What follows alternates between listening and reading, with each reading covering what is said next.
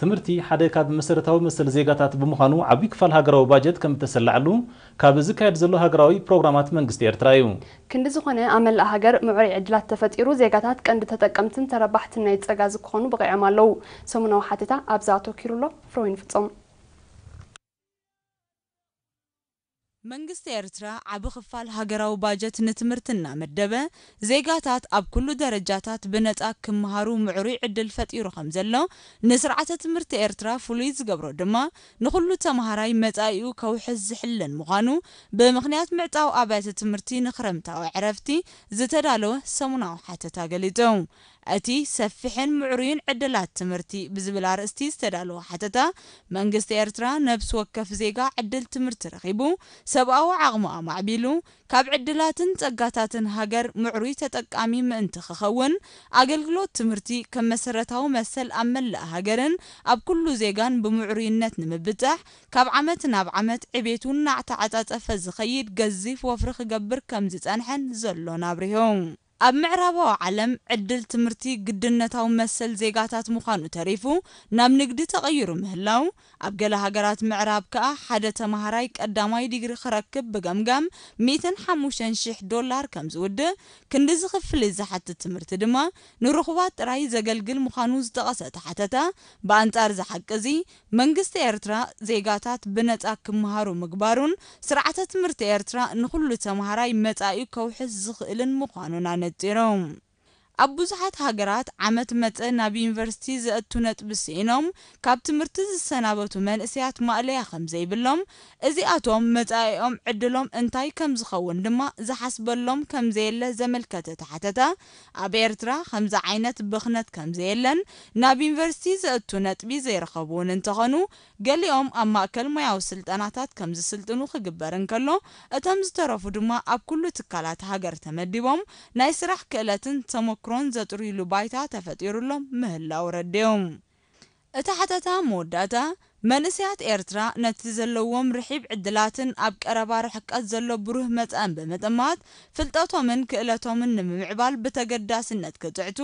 ወለዲ ድማ ሃምን ቀልብን ደቆም ኣብ ትምህርቲ ከም ዝቐንዕ ንምግባር ካብኦም ዝሕተት ተራ ክጻወቱ ብምዝኽኻር መኽሰብ ትምህርቲ በቐዳምነት ነቲ ዝተማህረ ውልቀሰብ ብኻልኣይ ደረጃ ድማ ንሃገርን ሕብረተሰብን ስለ ዝኾነ ሃገራዊ ዕላማን ራእይን ክጭብጥን ሃገር ኣብ ትኹሉ ዜጋ ዝምነዮ ደረጃ ስልጣነ ክትበጽሕን ጻዕሪ መንግስትን ሕብረተሰብን ክወሃሃድ ኣተሓሳሲቦም ኣልማዕቲ ኣሕምልትን ፍረታትን ዞባ ዓንሰባ ቀረብ ብምዕባይ ጠለባት ዕዳጋ ንምምላእ ይሰርሑ ከም ዘለዉ ሓቢሮም ወኪል ኤሪና ኣብቲ ዞባ መሓረ በላይ ንዘዳለዎ ጸብጻብ ሻምተ ወልደ ከቕርቦ እዩ ብሰንኪ ምንቁልቋል ምህርቲ ኣብ ዕዳጋ ዝርአ ዘሎ ክብሪ ዋጋ ኣሕምልትን ፍረታትን ንምቁጽጻርን ጠለባት ህዝቢ ንምምላእን ጻዕሮም ከም ዝሐይሉ ኣብ ወንበር ማሕበር ኣሕምልትን ፍረታትን ዞባ ዓንሰባ ኣቶ ኣርኣያ ተድላ ሓቢሩ ኣድማዕነት ኣልማዕቲ ምስ ስፍሓት መሬቶምን ህላወ ማይን ከም ዝተኣሳሰር ዝጠቐሰ ኣቶ ኣርኣያ ኣብ ዝሓለፈ 3 ዓመታት ብሰንኪ ሕጽረት ማይ ብርክት ዝበለ ኣትክልቲ ፍረታት ከም እተቆርጸ ንዕኡ ዝትክእ ስለ ዘይተኽተኸለ ድማ ንዋጋታት በኣሉታ ከም ዝጸልዎ ብምግላጽ ብመገዲ ማሕበር ተካእቲ ኣግራብ ከም ዝትከሉ ይግበር ከም ዘሎ ኣረዲዮም ሎም ዓመት ልዕሊ 8,000 ኩንታል ፍረታትን ልዕሊ 55,000 ኩንታል ኣሕምልትን ኣብ ዕዳጋ ከም ዝቐረበ ዝሓበረ ኣቶ ኣርኣያ ማሕበርን ኣባላቱ ብምትብባዕ ምህርቲ ክምንብባል ብዘካይዶ ዘሎ ጻዕሪ ኣብ ንሱ ዞባ ከርከበት ንዝርከቡ ኣልማዕቲ ልዕሊ 200,000 ተኽሊ ማንጉስ ክዕደሎም መደብ ከም ዘሎ ኣነጺሩ ማሕበር ኣልማዕቲ ኣሕምልትን ፍረታትን ዞባ ዓንሰባ ኣስታት 1,000 ኣባላት ከም ዘለውዎ ዓቕሞም ንምብራኽ ድማ ምስ ኣብ መላእ ሃገር ዘለዋ ማሕበራት ኣልማዕቲ ጀራዲን ተመክሮን ምልዋጥ ይስራሓሉ ከም ዘሎ ብምብራህ ኣባላት ዘለዎም ትሕተ ቅርጺ ሕርሻ ንምሕዳስን ንምዕባልን ብሓላፍነት ክሰርሑ ኣዘኻኺሩ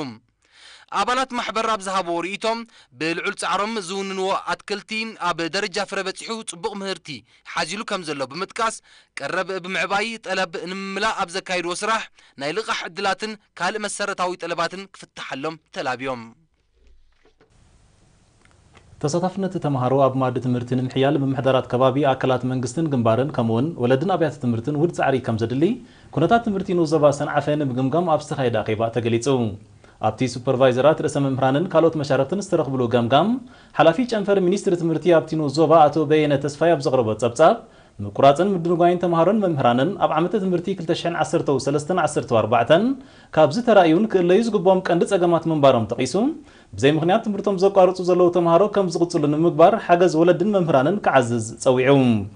ንሱ ወሲኹ ተሳታፍነት ተማሃሮ ክብርኽን መስርሕ መምሃርን ምስትምሃርን ክዕወትን ኣብ መንጎ ኣብያተ ትምህርቲ ሕብረተሰብን ኮሚቴ ኣብያተ ትምህርትን ጥቡቕ ዝምድና ክህሉ ብምዝኽኻር ኣብ መሰረታዊ ኣገልግሎት ትምህርቲ ዝጸንሐ ሕጽረታት ንምምላእ ቅድሚ ምድላው ተገይሩ ከም ዘሎ ኣረዲዮም ሓላፊ ማሕበራዊ ኣገልግሎት ንዞባ ሰንዓፈ ኣቶ ታደሰ ተዓመ ብወገኑ መንእስያት ተማሃሮ ትምህርቲ መሰረት መጻዮም ምዃኑ ተረዲዮም ንቕሓቶምን ተገዳስነቶምን ንኽብርኽ ወለድን መምህራንን ተዋሃይዶም ክሰርሑ ብምልባው ህዝቢ ንመምህራን ኣብ ምሕጋዝ ኣብያተ ትምህርቲ ኣብ ምጽጋንን ቀጽሪ ኣብ ምስራሕን ዝግበር ዘሎ ኣበርክቶም ንዕቤት ትምህርቲ ዝድርኽ ሰናይ ተበግሶ ስለ ዝኾነ ብሰፊሕ ክቕጽል ተላብዮም ሓላፊ ስፖርትን ባህልን ዞባ ደቡብ ኣቶ ጽገ ዮሃንስ ድማ ወለዲ ንደቆም ናብ መኣዲ ትምህርቲ ምልኣኽ ጥራይ ዘይኮነ ኩነታቶም ብግቡእ ክከታተሉ ተላብዮም ኣብ መወዳእታ ተሳተፍቲ ቀጽሪ ዘይብለን ኣብያተ ትምህርቲ ክስራሓለን ኣብ ጋላ ኣብያተ ትምህርቲ ዝረአ ዘሎ ሕጽረት መጽሓፍቲ ቅልጡፍ ፍታሕ ክግበረሉ ምቁራጽ ተማሃሮ ካብ ትምህርቲ ንምግታእ ብኣካላት መንግስትን ኮሚቴን ትምህርትን ጎስጓስን ክግበር ቅነ ተማሃሮ ብሰፊሑ ክስራሓሉ ዝብሉን ካልኦትን ርእቶታት ቀሪቦም ኣብ ንዞባ ሰንዓፈ 28 መባእታ 10 ማእከላይ ደረጃ 4 ድማ ካልኣይ ደረጃ ኣብያተ ትምህርቲ ኣለዋ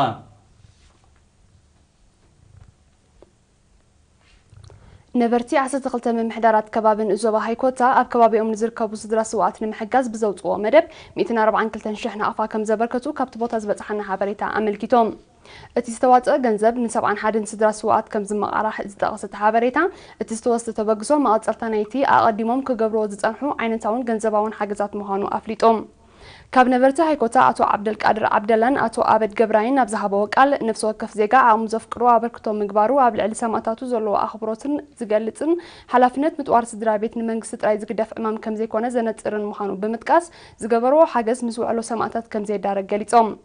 ኣመሓደርቲ ምምሕዳር ከባቢ ኣለቡ ሓሸንጊትን ቡርቱባይን ብወገኖም ነበርቲ ኣብ ማእከሎም ዝርከቡ ስድራ ስዋኣት ንምሕጋዝ ኣብ እዋን ክረምቲ ብሕርሻዊ ንጥፈታት ኣብ ካልእ እዋን ድማ ዝተፈላለዩ ጉልበታውን ዓይነታውን ሓገዛት ብምብርካት ከም ዝተሓባበርዎም ብምግላጽ ነቲ ሰናይ ተግባር ንምሕያል ከም ዝሰርሑ ኣረጋጊጾም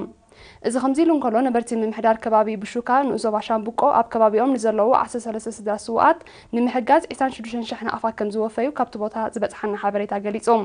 ሓገዝ ካብ ዝተገበረሎም ስድራ ስዋኣት ብግዲኦም ስለቲ ብህዝብን መንግስትን ዝግበረሎም ዘሎ ሓገዝ ምስጋንኦም ገሊጾም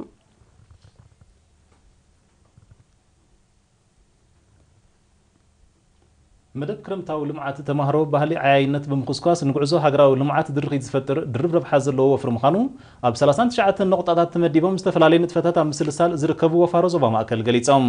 نساتهم ني ارينا بزهبو حبريتان استمدبلهم عمام بعوت نمززام بعد معنتن توفاينتن يسرحو كم زلو بمتقاس بالعلو ونن فنانن استسكمو وحدن فصام دلوات مهلاهم ارغاغيصام تقريب زلو اخل مسالتيان اغلغلوت مغوعزيان سرحهم اب معوات العل ترا كم زلو زحبرو تمهرو فيرز مولوغيتا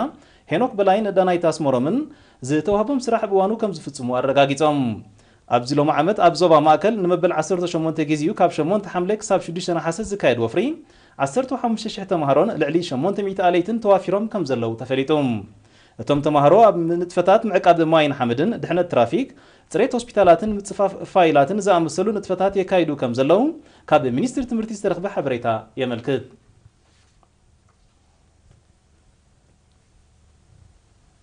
كاب 18 كساب إثراء بصوان زكاية شارشاي فيستيفال من إسيات زوباتات كقبرو زتان حمد دلوات كم زتصاففا ككابوتو زبطحنا حبريتا يملكت نمدلوات من إسيات زوبا ماكل زملكت تصبصاب وكليرينا زوبا ماكل أبسرات ولد أدلياتولا برهان عند مسكال كقربايو من إسيات زوبا ماكل كاب 18 كساب إسراء حملة أبصوان زكاية شارشاي هاجراو فيستيفال من إسيات كقبرو زتان حمد دلوات كم زتصاففو أبو عمر كوميتي فيستيفال نايتو زوبا من إسيسباتو أرايا قليتو مسيري نابز قورك على محتت من إسيسباتو نشارشاي هاجراو فيستيفال من إسيات نمن ما بتحادي أب كل نتفتات عوتات نموخان دما بتخالق أب تعق مدلوات مصنحهم بمغلاط بقندو أب بهلاو نتفتات فلتتكسو الدراتن سبورتاو نتفتاتن أخل مدلاو غيرهم كم زلو أبريهو صوراو كبرتات علنا محوراو كبرتات علنا قطباو كبرتات علنا إزي بمولو ز كبرتات إزي داغم توريعو داغم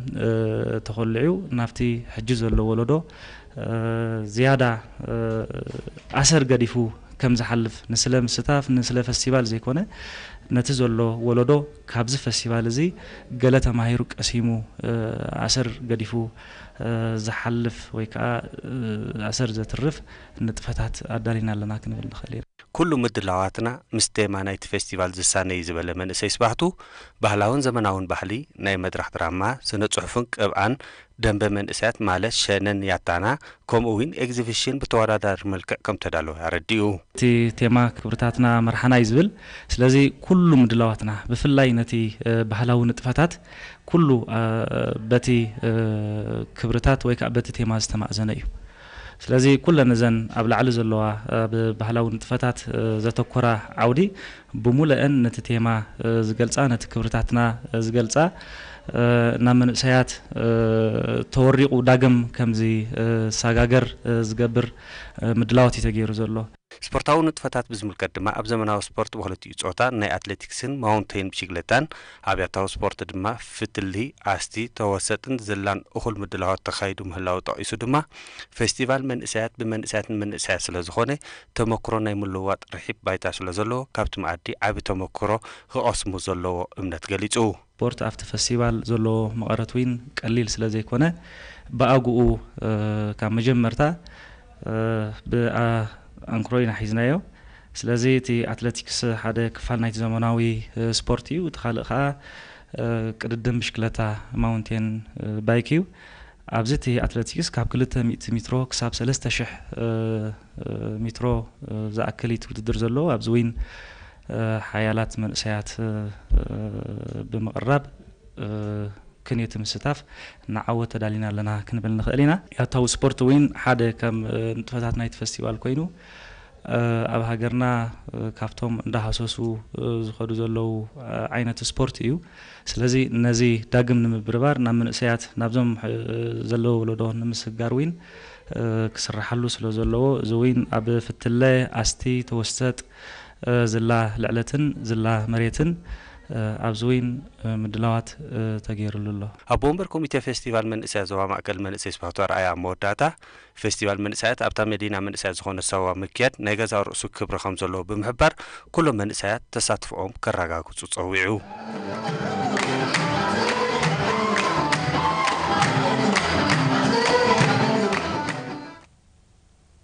من إسيات بهلن كبرتاتن حبرة الصواب مع موراسن معقابن بزلعة خنطفو صحافة هكدف زوبا سيمينا وأحب حدا أتو هايلة والد برهان كاب عساتن وسان زوباتات نايت زوبا مزوطو صحافتن كادراتن أبزكايرو أخيبا أزخاهيروم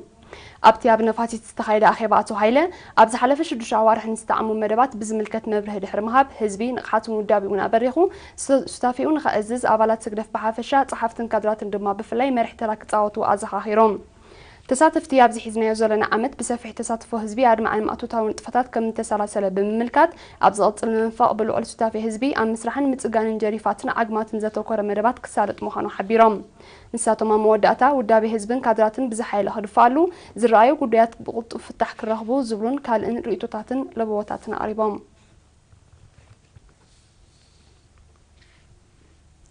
زيناتات وشتا هاجر زي قد كتاتلو زناحكم نيرو زي خبركم تعزبتن زيناتات هاجرات وصايد حرزا حد صار مستقاقريت كن ملسوكم هنا اي ترحقو